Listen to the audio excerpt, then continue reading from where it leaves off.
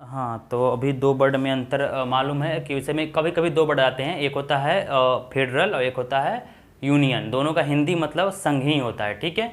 तो हिंदी में मत जाना कि संघ है और संघ है। फेडरल के मतलब भी संघ होता है, यूनियन का मतलब भी संघ होता है, लेकिन इंग्लिश वर्जन दोनों का अलग अलग है और अंतर भी है। मैं क्या बोला हूँ, हमेशा दो वर्ड अगर एक जैसा लगे या फिर दो वर्ड बना है तो कुछ ना कुछ अंतर होती है। मैं एक प्लेलिस्ट बना रहा हूँ, उसी में सारे दो दो वर्ड का अंतर है, ठीक है। आप जाकर प्लेलिस्ट देख लेना।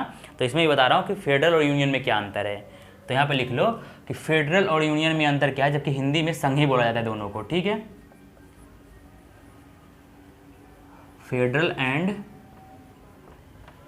यूनियन में क्या अंतर है, ठीक है। फेडरल एंड यूनियन दोनों का हिंदी वर्जन संघ ही होता है, तो कंफ्यूज मत होना, ठीक है।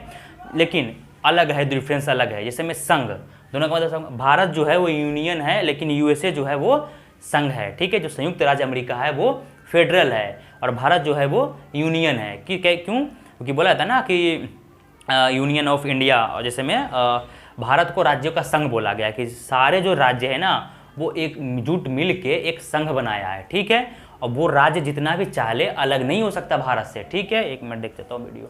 हाँ, वो राज्य जितना भी चाहे अलग नहीं हो सकता भारत से, अलग हो ही नहीं सकता कितना भी कुछ कर ले, ठीक है। लेकिन जो फेडरल सिस्टम है, फेडरल में जो कि यूएसए है, संयुक्त राज्य अमेरिका, वो अलग अलग 50 राज्यों ने मिलकर एक संघ बनाया है, उसे फेडरल बोला गया है। सारे राज्यों का अलग अलग संविधान है।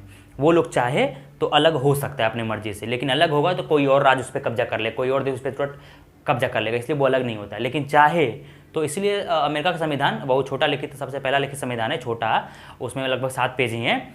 और अलग अलग जो भी राज्य हैं सारे का अलग अलग संविधान है। सारे राज्य स्वतंत्र है, लेकिन सारे 50 राज्य ने मिलकर एक संघ बनाया है, जो कि संधि की शर्तों के अनुसार, जो कि चाहे तो जब मन है वो अलग हो सकते हैं। उसे क्या बोला गया है? फेडरल, संघ, ठीक है। और भारत में भी राज्य है उसे यूनियन बोला गया। यूनियन इसलिए बोला गया क्योंकि सारे राज्य तो एकजुट हैं सारे राज्य, जो 28 राज्य भारत में, सारे एकजुट हैं। लेकिन वो चाह के अलग नहीं हो सकता कि मैं चाहूँ तो एक देश घोषित कर लूँ, सिक्किम चाहे वापस से अपना एक देश घोषित कर लूँ, कश्मीर चाहे कि मैं अपना एक देश घोषित कर लूँ, तो ऐसा नहीं हो सकता। आ गए एक बार, सट गए तो जानेंगे नहीं, एक बार चिपके तो चिपकते रह गए, वापस दूर होने का नहीं, ठीक है। वो हुआ इंडिया, जो कि यूनियन हुआ।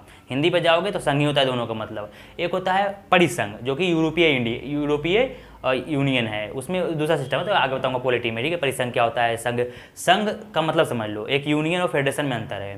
संयुक्त राज्य अमेरिका का जो सिस्टम है वो फेडरेशन है, फेडरल है, और इंडिया का जो सिस्टम है वो यूनियन है, ठीक है। राज्यों का संघ है और वो स्वतंत्र राज्यों का भी संघ है, लेकिन वो चाह के अलग हो सकता है। इंडिया वाले राज्य चाह के अलग नहीं हो सकते। बस यही तो था फेडरल और यूनियन में अंतर।